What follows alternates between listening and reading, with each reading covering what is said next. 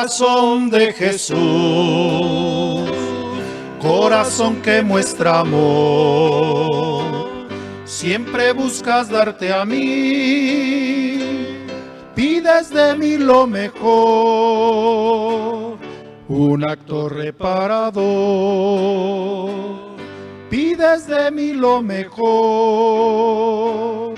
un acto reparador. Bueno, voy a tratar de desarrollar desde la frase que recoge San Juan, de Zacarías: mirarán al que traspasaron, un itinerario teológico que haga ver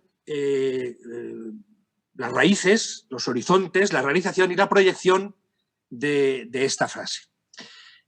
Leo un párrafo que he recogido de una carta pastoral de los obispos de Getafe con el centenario de la consagración de España al corazón de Jesús, y que me parecía que recogía muy bien lo que quiero expresar.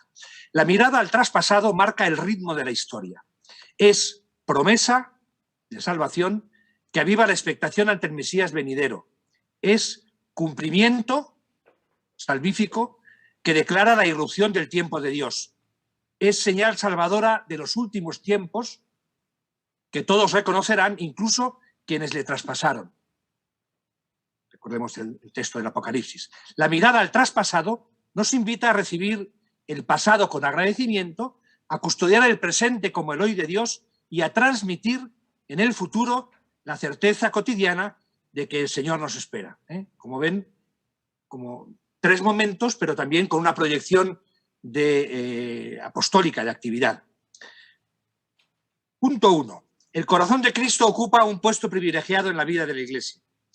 El Papa San Juan Pablo II, desde su primera encíclica Redemptor Hominis, dirigida al pueblo cristiano, definió el misterio del hombre en relación al misterio del corazón de Cristo. Después de haber señalado que el misterio interno del hombre se explicita tanto en el lenguaje bíblico como en el extrabíblico por la palabra corazón, y que, según el concilio, el Hijo de Dios amó con un corazón de hombre y en cierto modo se unió a todo hombre, prosigue diciendo en esa encíclica: la redención del mundo, misterio asombroso de amor en el que la creación se renueva, es en su raíz más profunda la plenitud de la justicia en un corazón humano, el corazón del primogénito, para que así pueda hacerse justicia en los corazones de muchos, quienes precisamente en el Hijo primogénito han sido predestinados desde la eternidad a ser hijos de Dios y llamados a la gracia y al amor. Estas afirmaciones se desarrollan en el contenido de esa encíclica que, en palabras de ese autor, encierra, entre comillas, los pensamientos que maduraron en él, en mí, se refería a Juan Pablo II, a lo largo de su ministerio sacerdotal. Se tiene la impresión de que tanto para Juan Pablo II como para sus predecesores, San Juan XXIII, San Pablo VI, en diversos documentos, el misterio del corazón de Cristo ocupa constantemente un corazón privilegiado en la vida de la Iglesia. El mismo Juan Pablo II, el 11 de junio de 1999, centenario de la consagración del género humano al corazón de Jesús, que realizó León XIII el 11 de junio de 1899, escribió palabras profundas y memorables, a veces poco conocidas. En el culto al corazón de Jesús se ha cumplido la palabra profética a la que se refiere San Juan: mirarán al que traspasaron. Es una mirada contemplativa que se esfuerza por penetrar en la intimidad de los sentimientos de Cristo, verdadero Dios y verdadero hombre. En este culto, el creyente confirma y profundiza la acogida del misterio de la encarnación, en la que el Verbo se hizo solidario con los hombres y testigo de que Dios los busca. Esta búsqueda nace de la intimidad de Dios, que ama al hombre eternamente en el Verbo, y en Cristo lo quiere elevar a la dignidad de hijo adoptivo. Al mismo tiempo, la devoción al corazón de Jesús escruta el misterio de la redención, encarnación, redención, para descubrir en él la dimensión de amor que animó su sacrificio de salvación. Hasta aquí Juan Pablo II. Al leer la encíclica de Benedicto XVI, Deus Caritas Est, uno se sorprende por la importancia que se le concede a la mirada dirigida al costado abierto de Cristo crucificado. ¿Qué significa esa mirada? La mirada dirigida, y estoy citando Deus Caritas Est número 12, la mirada dirigida al costado rasgado de Cristo, del que habla Juan, comprende lo que fue el punto de partida de esta carta encíclica. Dios es amor. Es ahí donde se puede contemplar esta verdad, y a partir de ahí debe definirse ahora qué es el amor. A partir de esta mirada, el cristiano encuentra el camino de su vida y de su amor. Una mirada que escruta, lee dentro de su objeto, lo coloca en relación con otros elementos que lo rodean. También es una mirada que capta que el amor de Dios ha aparecido en el traspasado del Gólgota y que este amor se puede experimentar a partir de él. Por último, se trata de una mirada que descubre en el costado abierto del crucificado un camino de vida y amor. Primero es la contemplación y después la moral, para que nos entendamos. Vida y amor. El Papa emérito proponía una teología de la corporeidad y de la encarnación, que resume así haciendo la suya. Para entrar en el misterio de Dios, el hombre necesita mirar, detenerse a mirar, mirada que se convierte en tocar. Él debe subir por la escala del cuerpo para encontrar en ella el camino al que le invita la fe. La escena debe ser entendida en una perspectiva salvífica de conversión y de gracia. Se evocan 5 razones para ilustrar esta observación. 2 de ellas son especialmente significativas para nuestro tema. El mirarán de nuestro versículo debe ser acercado a otro pasaje de gran valor para el Evangelio. Se trata de Juan 3,14, donde la elevación de la serpiente en el desierto se convierte en el tipo de elevación del Hijo del Hombre. Dice Snackenburg, el gran exegeta alemán, por supuesto la expresión mirar hacia no aparece en este versículo. Pero este mirar hacia es, en el libro de los Números, 21:8, la condición para permanecer en vida. Y en Juan 3,15, la fe interviene para obtener en él, el levantado sobre la tierra, la vida eterna. Esta elevación del Hijo del Hombre ha tenido lugar ahora, en el momento de la transfiguración. Por lo tanto, la mirada posada sobre el traspasado del Gólgota es una mirada que implica fe en él. Una fe que pone en relación con él y que da acceso a su salvación. Según Snackenburg, también es una mirada que reconoce la identidad real de Jesús y su significado. Recordemos aquella expresión del centurión romano, verdaderamente este hombre era hijo de Dios. Eso era fruto también de una mirada. Punto segundo, profecía, realización y promesa de futuro. Teología del corazón de Cristo desde el mirarán al que traspasaron. La frase que preside esta conferencia, mirarán al que traspasaron, es una profecía veterotestamentaria, Zacarías 12:10, al tiempo que la proclamación de su realización neotestamentaria, Juan 19:37, y proclamación abierta a profecía de futuro para todos los tiempos, Apocalipsis 1:7 al 8. En la escena culmen de la pasión de Cristo, la transfixión, 2 frases del Antiguo Testamento, corroboran solemnemente el significado teológico de toda la pasión. Este proceder para concluir un relato solo se encuentra en este pasaje y en Juan 12, al final de la vida pública de Jesús. El ritual del Cordero Pascual prescribía que no se le quebrara ningún hueso, Éxodo 12:46 y Números 9:12. Y la cita de Zacarías, en el versículo de San Juan que estamos viendo, Juan 19:37, se refiere al traspasado, pues versículos antes se dice que el soldado le traspasó el costado y al punto salió sangre y agua. El texto llama al creyente a mirar el corazón traspasado de Cristo. 2.1. Profecía. El texto de Zacarías, citado por San Juan, es un oráculo profético que anuncia la salvación y la restauración de Jerusalén. Los capítulos 12 al 14 de Zacarías. El pasaje del que se extrae la frase, Zacarías 12, se refiere a la muerte de un rey pastor que probablemente representa al futuro Mesías. Dios se siente herido por esta muerte, pero busca la conversión de los habitantes de Jerusalén, prometiendo un espíritu de perdón y una fuente purificadora del pecado. Derramaré sobre la casa de David y sobre los habitantes de Jerusalén un espíritu de perdón y de oración, y volverán sus ojos hacia mí, al que traspasaron. Le harán duelo, como de hijo único. Lo llorarán, como se llora al primogénito. Zacarías 12:10. La frase del profeta que acabo de citar, aplicada a Cristo, y estoy citando al padre Uribarri, Gabino Uribarri, profesor de comillas, cristólogo, aplicada a Cristo, es una versión algo modificada sobre el texto masorético, con una interpretación de corte mesiánico. Al haber sido traspasado, Jesús se manifiesta como el verdadero Mesías, cuya muerte venía prefigurada en diversos textos del Antiguo Testamento. La figura del Mesías se asimila a la del siervo de Yahvé, que entregando su vida a Dios por sus hermanos, manifiesta y desvela el misterioso amor de Dios que gracias a él, como su mediador, se derrama sobre el pueblo. Y ahora, en cambio, cito a mi querido padre Hugo Ranner, del que acabo de traducir con ocasión del año ignaciano, unos escritos suyos.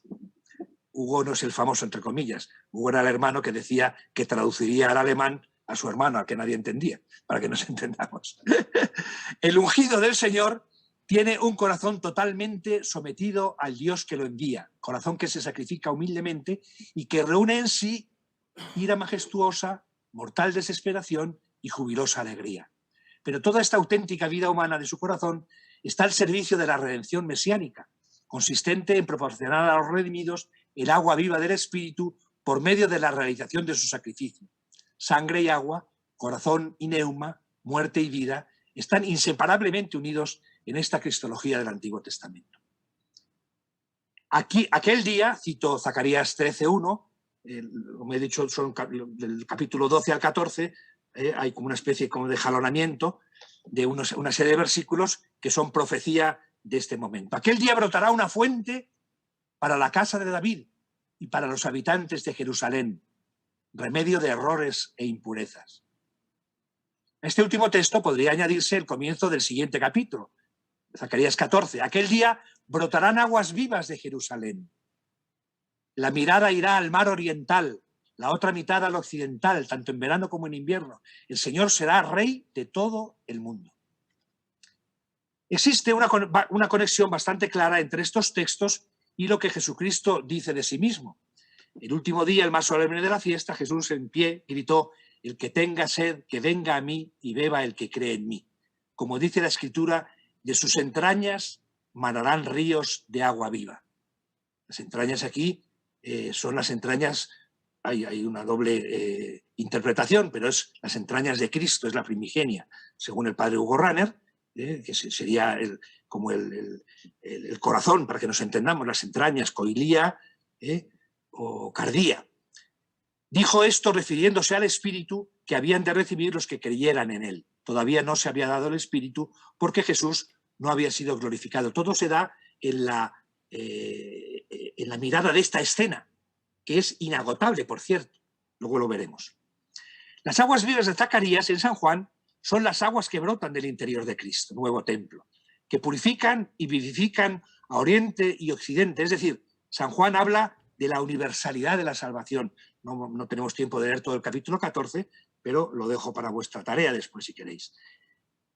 San Juan declara el cumplimiento de la profecía de Zacarías, pero ahora no se habla del rey pastor como el traspasado, sino del Señor y su realeza. Recordemos la realeza de Cristo en todo el Evangelio de San Juan, su realeza universal.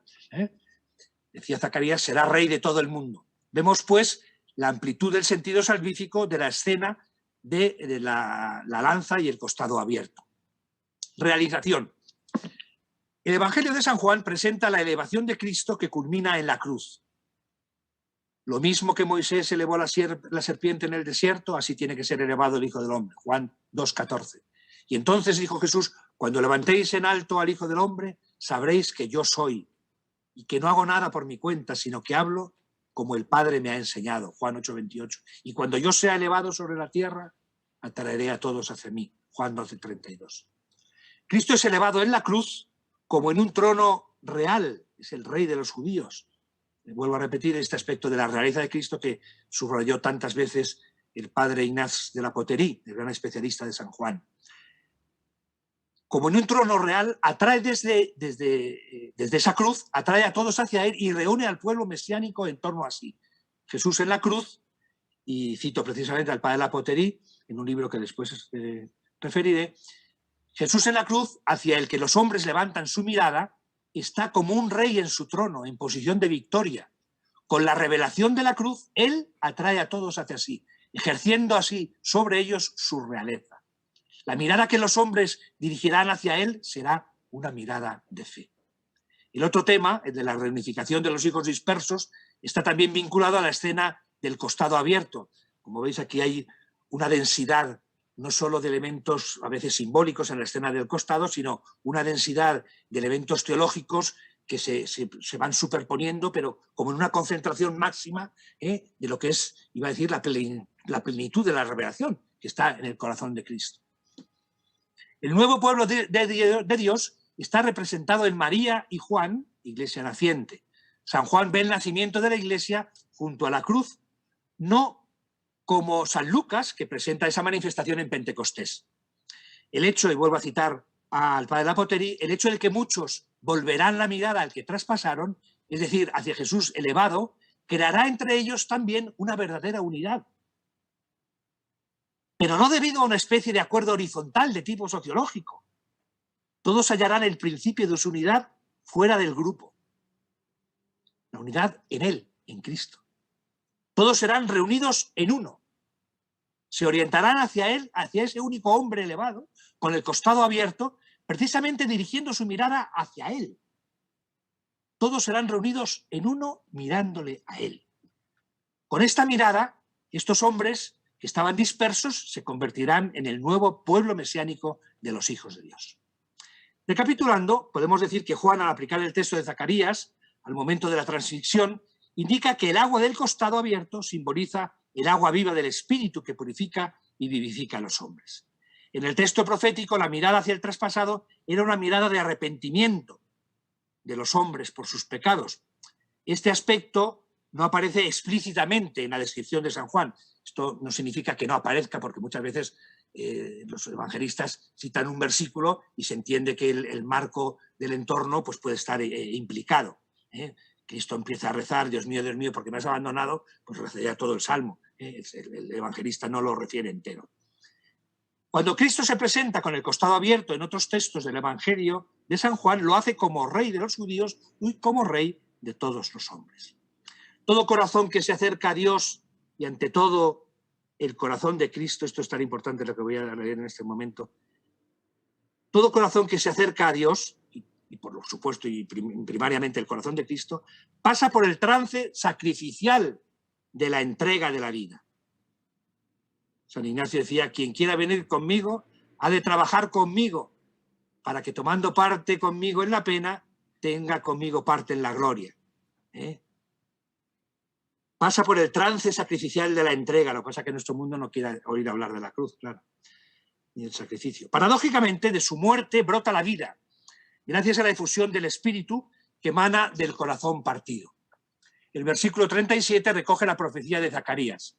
Evidentemente se trata de una mirada densa de fe, en la que la fe se nutre y crece.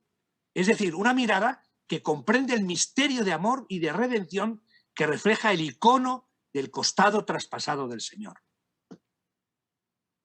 Una mirada que alimenta la fe y el amor al Señor, al reconocer su vida entregada, su sangre, y su costado abierto, convertido en la fuente de nuestra vida nueva, el agua del Espíritu Santo. Por eso se puede considerar con razón que la fe consiste en un saber mirar. Vuelvo un poquito a esas ideas del Papa Benedicto XVI y que había recogido también en otros textos como teólogo. Promesa de futuro, una mirada de fe. Aquí habría que incluir, bueno, lo que estoy preparando sería un libro entero, que es una especie de historia de la devoción al Sagrado Corazón, al corazón de Jesús, haciendo ver cómo esa mirada que traspasado se realiza con aspectos diversos, con inflexiones, con crisis, pero hay toda una proyección, es maravilloso. Yo me lo estoy tomando con tiempo para incluso asimilarlo espiritualmente, para que no sean solo datos de la historia o datos de la teología o de los santos, sino ir viendo despacio pues cómo en una teología de la historia, cómo esto se realiza. Esto es fabuloso. Si concentramos ahora o sea que ya pasó toda la historia, es como si hubiéramos empezado en San Justino y terminamos en Santa Faustina Kowalska, o quien sea, el último que haya querido hablar del corazón de Jesús. Si concentramos ahora nuestra atención sobre el versículo 19, del Juan 19:37 que estamos viendo, mirad qué traspasaron, es decisivo porque sirve de conclusión a todo el pasaje de la escena del corazón traspasado, o del costado traspasado. Ya sabéis que ahí no habla de corazón, no de cardía, sino de costado. Podemos llegar a las siguientes conclusiones. Aquí me inspiro sobre todo en un texto que traduje de un gran teólogo y apóstol del corazón de Jesús, el padre Gloten, del cual espero pronto poder traducir recogiendo algunos de sus mejores artículos y aportaciones. Y en Panelemonial le conocí, le pedí permiso para traducirlo y lo traduje en el Apostolado de la Oración y luego en otros lugares, que hizo mucho bien. San Juan, primer elemento, como conclusiones. San Juan anuncia, bueno, no como conclusiones, conclusiones de esta promesa de futuro. Luego veremos las conclusiones de todo lo que he dicho. San Juan anuncia la mirada de la Iglesia hacia el traspasado. La profecía citada de Zacarías, que al principio apuntaba a los judíos de su tiempo, no se consideraba totalmente cumplida todavía.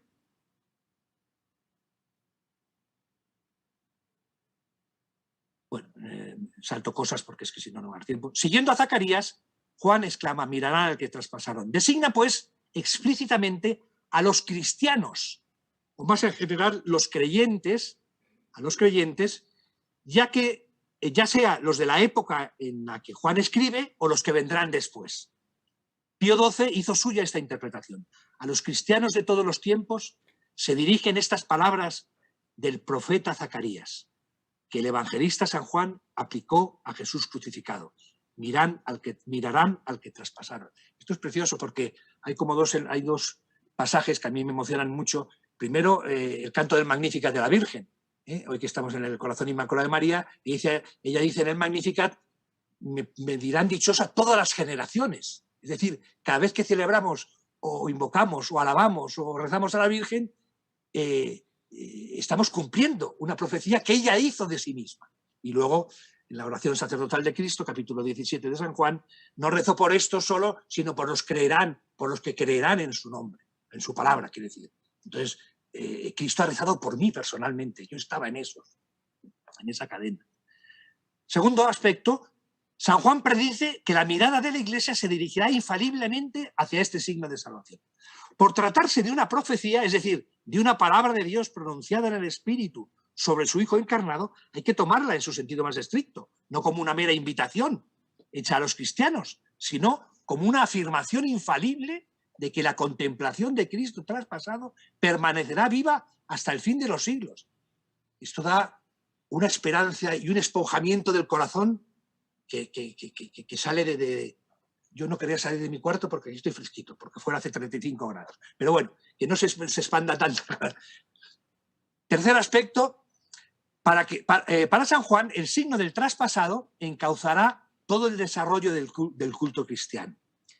Esto se desprende de lo ya establecido. Por una parte, el signo del traspasado es para San Juan el resumen simbólico del cristianismo, el signo soteriológico central.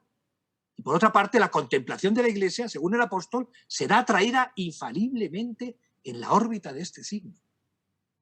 Se llegaría a la misma conclusión partiendo de la exégesis del versículo 12:32 que hemos leído antes. Cuando sea levantado sobre la tierra, atraeré todo hacia mí. Cristo elevado como la serpiente en el desierto, que es Cristo crucificado, tal y como aparece en el instante de la transfixión, manantial de vida por la fecundidad de la sangre y del agua que se manifiesta desde lo profundo de su muerte. Este versículo predice la atracción infalible que ejercerá Cristo sobre todos los hombres y principalmente sobre la mirada de los creyentes que lo contemplarán como al que han traspasado. Cuarto aspecto, la mirada de los creyentes será una mirada de amor y de reparación. San Juan no explicita el carácter de la mirada al traspasado. Sin embargo, para la comunidad cristiana del primer siglo, aquí entraría todo lo que hay que desarrollar históricamente, el versículo mirarán al que traspasaron no podía tener otro sentido que el que tenía para el profeta Zacarías. Lo he leído antes y ahora voy a subrayar el porqué. En la versión hebrea y en la Neovulgata leemos: mirarán hacia mí a quien traspasaron. Mirada de amor. Y ahora harán lamento por él, como se hace por un hijo único, y le llorarán como se llora a un primogénito. Es la mirada reparadora, de dolor y de amor, como hemos escuchado antes. San Juan tradujo de una versión griega: hacia aquel a quien ellos traspasaron. No es solo el hermano mayor al que lloran con amor, es al hijo único del Padre, al unigénito, al que nosotros mismos hemos traspasado. Y esta mirada traerá abundantes frutos espirituales. Los hebreos en el desierto sanaron de la mordedura de las serpientes por aquel a quien contemplaban en el símbolo soteriológico de la serpiente de bronce. Del mismo modo, tiene que ser elevado el Hijo del Hombre para que todo el que crea, quien le mire con fe en el signo del traspasado, tenga por él vida eterna. Esta sanación de la muerte, hay unos textos que no he leído de Zacarías 14, esas aguas que salen del lado derecho del templo y que van sanando todo y fructificando, irían aquí conectadas, pero no, todo no se puede decir. Es más, si queréis, os invito, porque lo acaban de colgar hace un rato y lo he visto y bueno, pues me parecía bonito compartirlo. He hecho una charla o meditación sobre el mirarán al que traspasaron, pero no con este tinte tan, digamos, serio o teológico, sino contemplativo, sapiencial. Está en la página web Religión en Libertad y han puesto el vídeo en el centro y dura 45 minutos. Esta sanación de la muerte es un secreto del amor, pues Juan añade a continuación: porque tanto amó Dios al mundo que dio a su Hijo único. Lo entregó a la cruz, ese es el dar de Cristo, para que todo el que crea en él, que lo contemple con fe, no muera, sino que tenga vida. La mirada de fe trae vida eterna. Esta mirada amorosa y fecunda, y sería ya el sexto punto, será una forma de contemplación. En el vocabulario de San Juan, ver designa como conocer una operación del espíritu más que de la vista, puramente física, aunque no la excluye. La mirada de los creyentes sobre el traspasado no será una especie de asombro embrutecido, sino la iniciación en un misterio escondido en esa imagen de Cristo en cruz, cuya herida abierta invita al ojo espiritual del creyente a buscar la fuente secreta de la que brotan aguas vivas.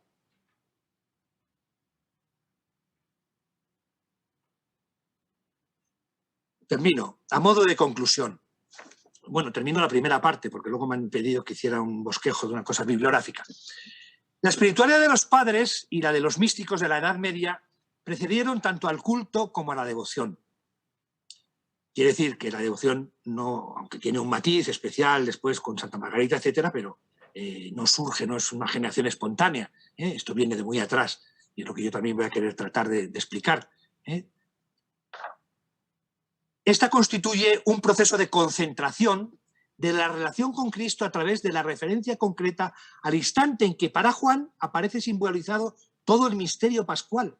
Es que en ese momento está Cristo muerto, Cristo resucitado, porque está vivo, porque da vida, porque sale sangre y agua, y es el Cristo que da el Espíritu Santo, las aguas vivas. O sea, por eso hay una concentración, lo he dicho antes, ¿no? No me detengo más.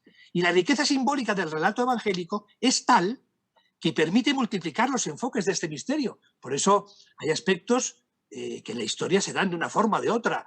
El intercambio de corazones, las llagas, en fin, que hay muchos matices que no son ninguno, no hay que excluir ninguno, ni siquiera en aspectos de la reparación. Pues cuando se habla de la reparación en parelemonial, la reparación hoy, bueno, pues podrá tener más incidencia hoy un aspecto u otro, pero lo difícil en la teología, al fin y al cabo, es tener juntos dos extremos que parecen contradictorios. Dios y hombre, gracia y libertad, naturaleza y gracia. ¿Me explico? O sea, que entonces el teólogo tiene que andar ahí sin excluir nada, porque todo tiene que entrar en la riqueza del misterio. Es lo que sucede efectivamente a cuantos en la historia de la espiritualidad se remiten al corazón traspasado. Todos estos enfoques. ¿Qué efecto general tendrá recordar esta gran imagen? En primer lugar, y esta es la tarea de toda profunda devoción, dirigir nuestra mirada de fe a un centro histórico y simbólico. Estos eran dos aspectos que subrayaba mucho el padre Bernard, Charles Bernard, que fue profesor mío en la Gregoriana, en un curso que hice optativo sobre el corazón de Cristo, y cuyo libro sale esta semana en la BAC, traducido. Y a mí en fin, me hizo mucho bien, evidentemente. Yo he tenido mucha suerte en la vida. Yo me he codeado iba a decir que con los mejores, y luego lo que he tratado es de ser una esponja y luego tratar de darlo a los demás. Partiendo de este centro histórico y simbólico, toda la historia de la salvación, como recuerda la encíclica Aurietis Aquas, aparece unificada. Todo lo que precede al misterio pascual es preparación para la manifestación suprema del signo de Dios, hemos visto. Todo lo que sigue muestra su fecundidad, también lo hemos visto. Por lo tanto, el corazón de Cristo remite a la salvación concebida primero en el corazón del Padre y realizada por el Hijo encarnado. Y dicho misterio se cumple en el Espíritu Santo. Si luego consideramos el corazón de Cristo como centro simbólico del misterio de la fe, simbólico no quiere decir no real, sino que todas las miradas contemplativas, la parte simbólica introduce elementos que escapan a la pura racionalidad. Hay razones del corazón que la razón no entiende, decía Blas Pascal. Si luego consideramos el corazón de Cristo como centro simbólico del misterio de la fe, ante todo nos llama la atención su sobreabundancia de significado. En la efusión de la sangre y el agua, los padres captaron el signo del don de los sacramentos, o según otra valencia simbólica autorizada por el propio Juan, lo consideraron un resumen de todo el misterio de la salvación. Sangre y agua remiten a la redención y a la efusión del Espíritu Santo. Al hombre apostólico que contempla, y aquí ojalá nos metamos cada uno en lo que voy a decir, que contempla la riqueza de este misterio del corazón de Cristo, se le abren muchas perspectivas que pueden vivificar profundamente su obrar. Puede acceder a sacar libremente en esta fuente inagotable. Por lo tanto, más que precisar hasta qué punto es todavía actual la referencia a la escena del costado del corazón traspasado, prefiero, para concluir estas consideraciones sobre el misterio del corazón de Cristo, evocar un último símbolo. El corazón de Cristo permanece abierto y nos invita a penetrar en sus profundidades. Esto significa penetrar en lo íntimo mismo de Cristo mediante el amor y fijar nuestra contemplación en la herida ofrecida a nuestra mirada de fe. Mirarán al que traspasara. Muchas gracias. Muy bien, muchas gracias, don Pablo. Ahora vendría, no sé cómo andamos de tiempo, ahora vendría lo bibliográfico. Sí, muy bien. Les comento a todos, ¿verdad? Los que nos van siguiendo, que nos van a seguir. Ahora viene una parte muy importante en nuestra reflexión espiritual, teológica, de la espiritualidad del corazón de Jesús. Que yo recuerdo cuando por allá en el año 2007 fui a Barcelona, mis superiores me hicieron esta encomienda: traes toda la bibliografía que haya del corazón de Cristo. Y yo no traje mucho, pero algo traje. Pero en este resurgir de la espiritualidad hay muchos contenidos. A veces yo he compartido, pero don Pablo pues tiene algo muy, muy especial que Dios le ha dado, pues que es este don de irradiar mediante los libros esta espiritualidad. Entonces vamos a poner mucha atención porque pues viene esta parte, la espiritualidad del corazón de Jesús está muy actual y su reflexión está también plasmada en la bibliografía que nos va a compartir don Pablo. Adelante. Muy bien, muchas gracias, José Luis. Pues efectivamente, en este ánimo de difundir, etcétera, creemos que aunque hay mucha, en fin, hay webs, pero hay que seguir haciendo nuevas publicaciones. Yo, como se dijo antes, fui director de la BAC y uno de mis, aunque fue poco tiempo, pero yo tenía como un doble horizonte, que es el horizonte de vuelo de altura y vuelo rasante. Es decir, tiene que haber obras de altura teológica, y yo decía, pues tendrá que haber traducciones griegas y bilingües, etcétera, y luego tenemos que llegar al pueblo de Dios, porque la BAC tiene como lema el pan de la cultura católica. Y yo decía, hombre, que no sea el caviar.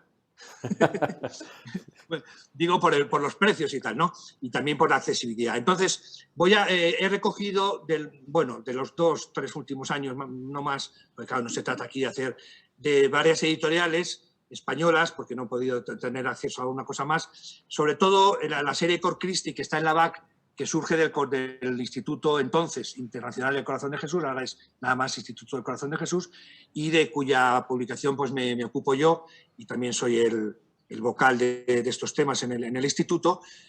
Pues uno de los primeros, el primer libro que se publicó, que yo no me dio tiempo a hacerlo en mi tiempo de director, es el del Padre de la Poterie, que es un libro elevado, pero muy accesible también de lectura, muy profundo, extremadamente rico, recoge 6 o 7 colaboraciones suyas en diversas revistas internacionales, y desde luego es una maravilla poderlo tener en español.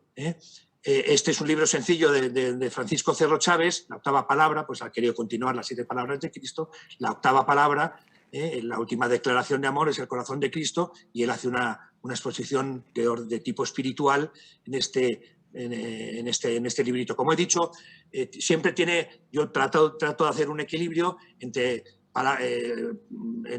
obras de alto contenido teológico, obras de espiritualidad, obras incluso de biografías, que vamos a empezar, fuentes de los santos, o sea que en todo ese marco, no quiero ser nada más, por muy doctor y por muy teólogo que me hayan presentado, puramente teólogo de abstracción, no. Evidentemente, este libro del Padre de la Poterie es una cosa muy seria.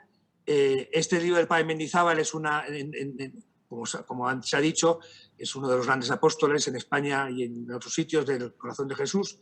Yo le debo mucho y le he publicado pues todos los libros últimos, y seguiré haciendo con otros que se están preparando. Y este lo incluimos en esta serie porque era el que más... son unas meditaciones de ejercicios basadas en la Dives sin Misericordia.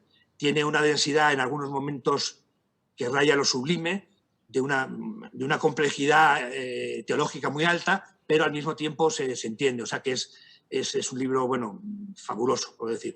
El padre Iván Rumnik, que es un gran amigo mío, al que ha traducido muchos libros, traduje este pequeñito, que es una lección divina sobre la parábola del hijo pródigo, Lucas 15.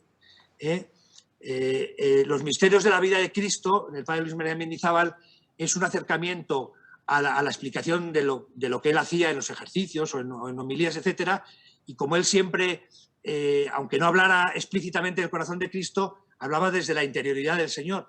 Y este es uno de los libros para mí más importantes que le he preparado en mi vida, del que me siento profundamente orgulloso. Este libro, que es mío, bueno, es mío porque pone Pablo Cervera, pero en realidad es herencia pues de 25 años de haber recibido ejercicios espirituales de santos y grandes ejercitadores jesuitas, y yo pues ahí he puesto estos ejercicios, los di 2 o 3 veces en México, en Venezuela, en España, y bueno, ya me los pedían, bueno, pues los puse, los transcribí, y ahí siguen pues haciendo el bien que pueden. La enciclopedia temática es otra de las grandes obras que he preparado, me siento muy orgulloso también de ella, porque recoge lo más granado de la teología de los años 80-90 en torno al corazón de Cristo. Me parece que tiene unas 700 páginas, es una mina. Desde luego, todo el que quiera teológicamente acercarse para saber de todo, porque la ha estructurado: escritura, santos padres, liturgia, dogmática, pastoral, catequesis, o sea que, y ahí dentro pues todos los temas, es una mina. Este siguiente son las actas de un congreso que tuvo lugar en Barcelona, con Jesu Vultus Misericordiae, en el marco del Año de la Misericordia, y que también tiene una gran riqueza espiritual y teológica.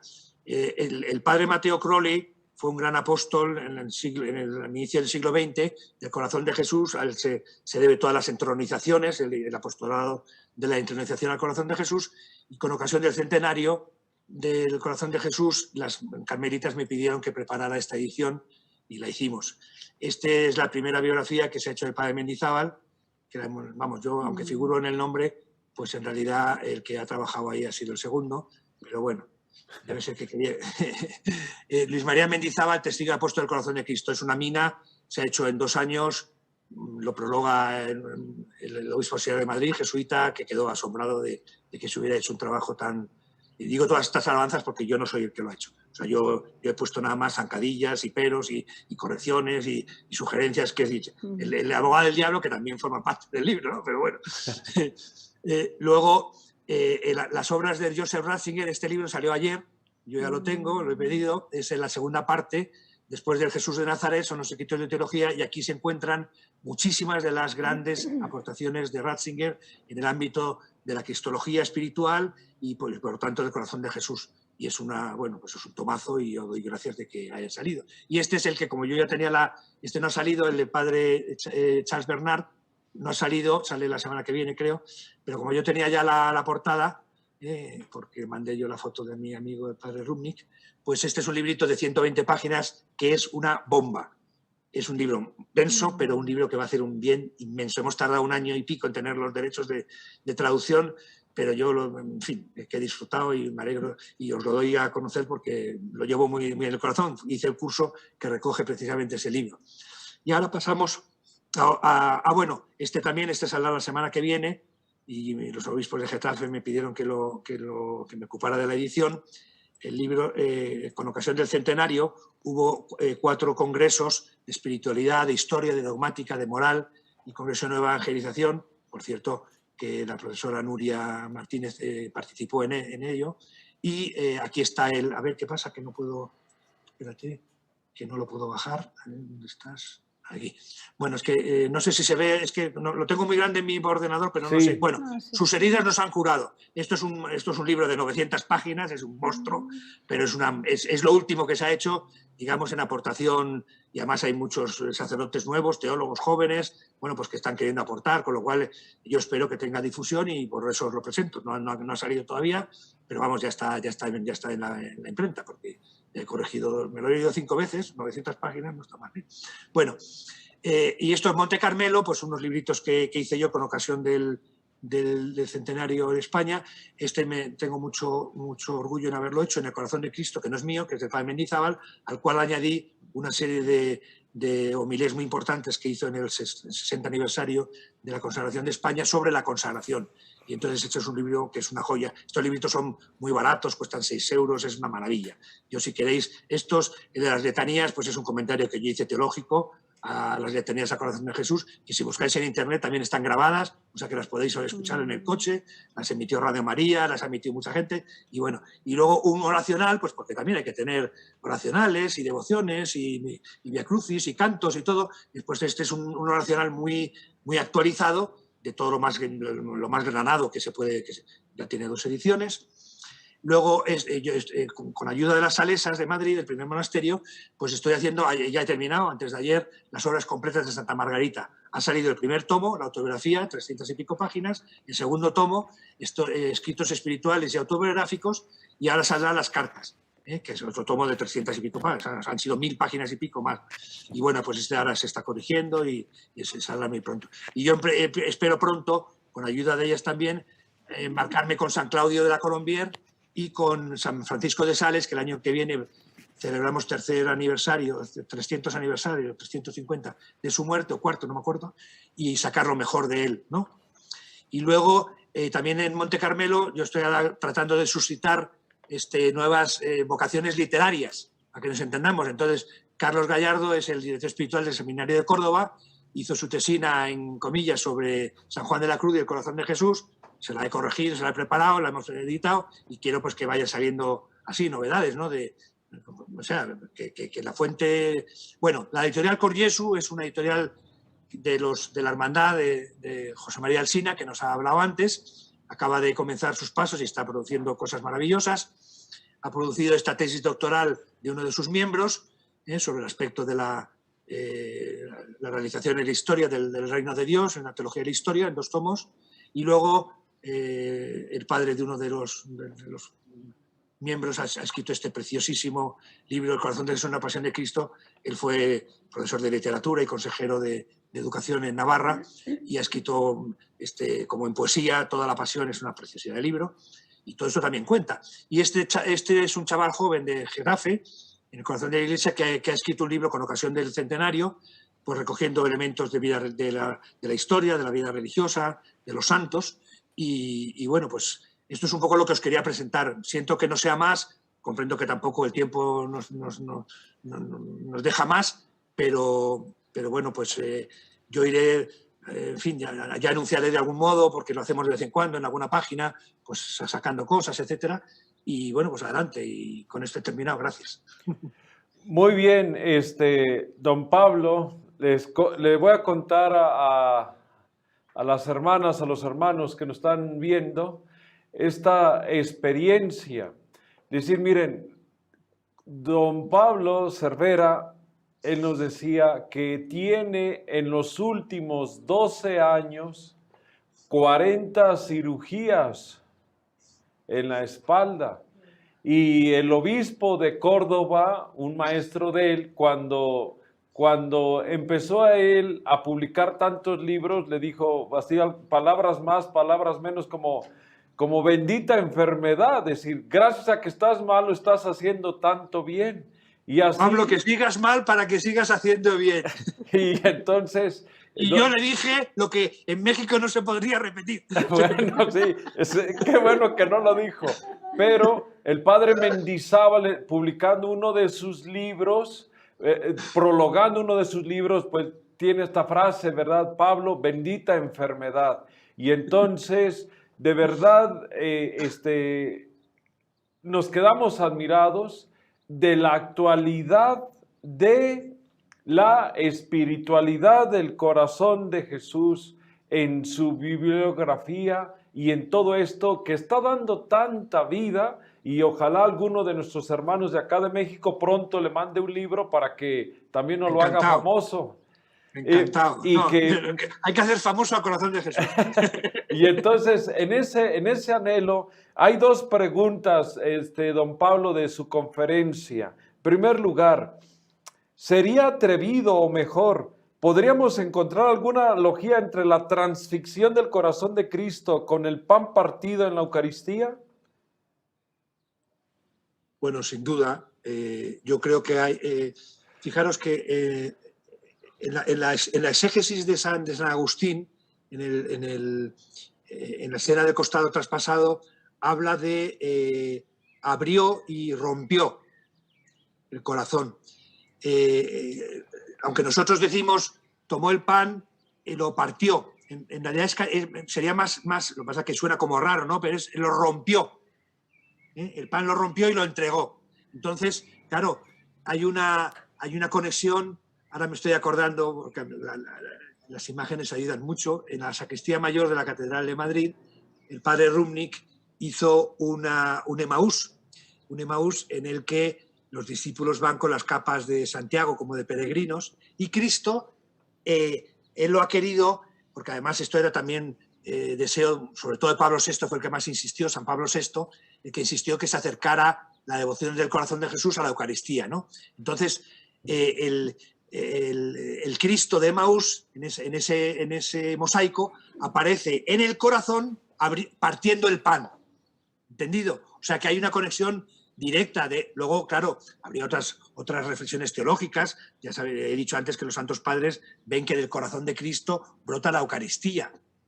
Y de la sangre y el agua son los sacramentos que construyen la Iglesia. Los que construyen la Iglesia son el bautismo y la Eucaristía, me explico. Entonces, podríamos ahí detenernos, ampliar, pero ciertamente hay una conexión clarísima, claro. Muy bien. Y una última, en esa misma sintonía, bueno, le doy la palabra a la hermana Gema.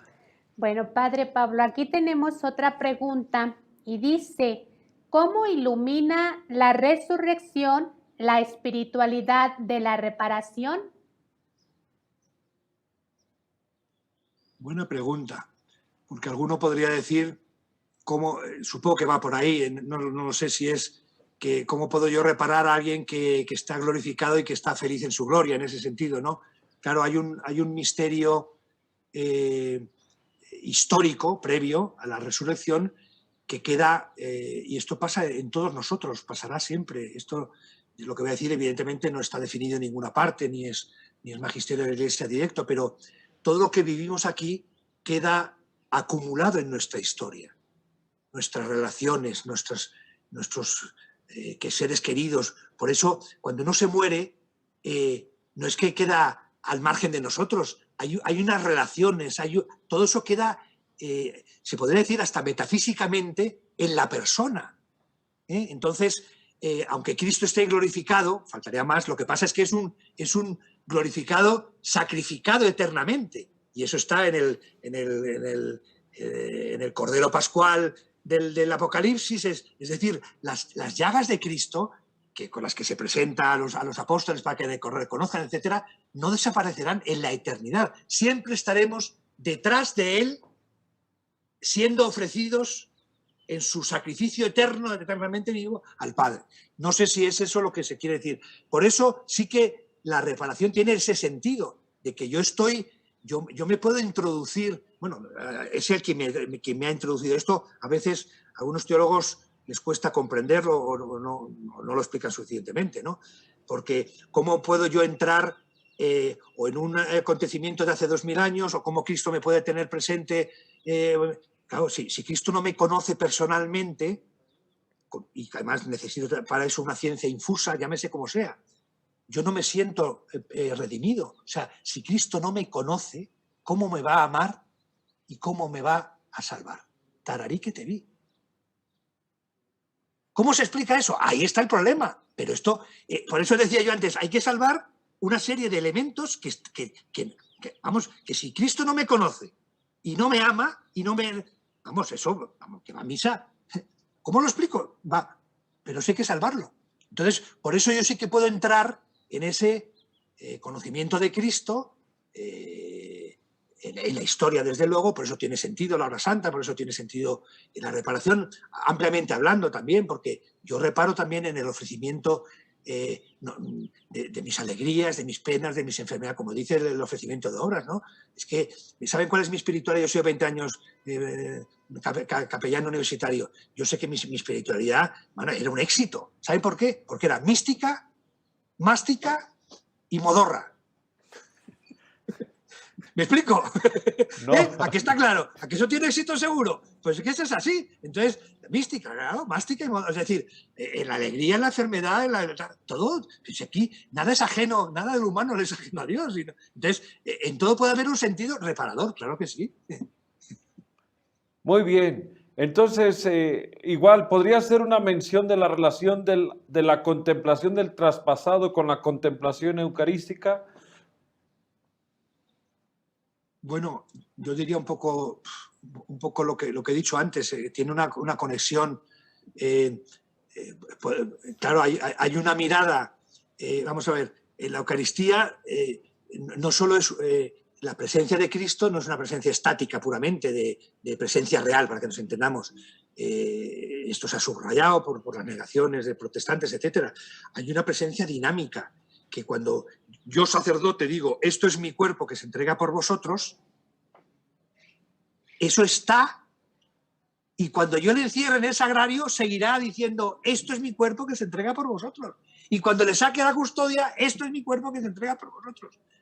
Entonces, la mirada de fe de esto es mi cuerpo que se entrega por vosotros va directamente a la mirada del corazón traspasado, porque es el cuerpo que se entrega. O sea que en ese sentido, además, bueno, pues se puede entrar en el aspecto, bueno, pues interior, porque es la entrega del amor, la entrega... en San Juan es más fácil de cara a la escena del corazón traspasado, porque en el capítulo 13, el versículo 1 dice, habiendo amado a los suyos, los amó hasta el extremo. Y el extremo es el extremo de su vida, al último minuto de su existencia, pero es al extremo en la intensidad de la entrega. Eso en San Juan, claro, como en San Juan no aparece la Eucaristía, aparece el lavatorio de los pies, y ahí habría que meter entonces la Eucaristía. ¿Habéis visto lo que yo he hecho con vosotros? Entonces vosotros lo tenéis que hacer con los demás. Hasta el final, hasta que duela, como decía la Madre Teresa. Hay que amar hasta que duela. y en intensidad, o sea, hasta ganar la vida. Entonces, no cabe separar la contemplación de la Eucaristía y la contemplación del traspasado, están en conexión permanente. Muy bien. Pues una última, todos estos textos o libros que nos ha mencionado don Pablo, ya están unos circulando desde hace unos años, otros van a circular, pero pues todos tenemos acceso a ellos, ¿verdad? Sí, sí. Todo. Eso es tan fácil como que hoy, vamos, no sé, con clicar en Amazon, pues ya está, ya se tiene uno en un minuto.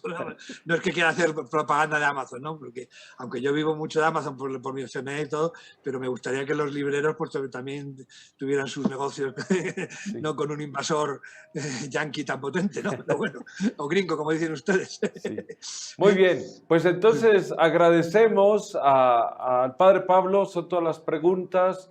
Yo les voy a compartir una conferencia que él me compartió después, ¿verdad? En torno al corazón de Jesús, y que su testimonio y su amor al corazón de Jesús pues lo manifiesta de modo especial en esta experiencia o en esta tarea bibliográfica tan especial, que yo creo que le convierte en la voz más autorizada, actual, ¿verdad?, para esta parte desde la espiritualidad. Muchas gracias, don Pablo Cervera Barranco, doctor. Gracias, Luis, gracias, hermana Gema. Gracias. Que pues el Señor, en primer lugar, nos comprometemos a orar que pronto le dé la salud y que esa bendita enfermedad pues siga dando tantos benditos bienes a todos, pero que... Pues, si está vinculado a una cosa, a lo mejor no puede ser. Sí, pero que el Señor le dé pronto el don de la salud. Muchas gracias y que esté muy bien. Un abrazo y estamos en contacto. Gracias.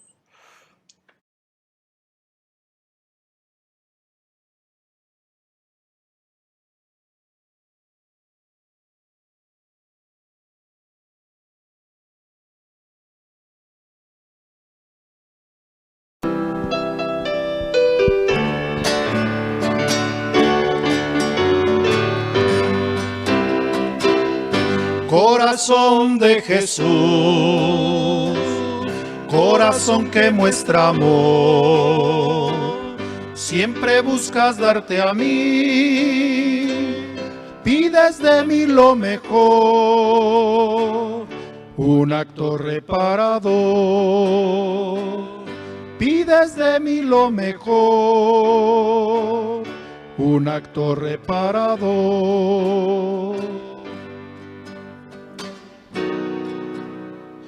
Tu corazón es siempre amigo, es lo que encuentro en ti.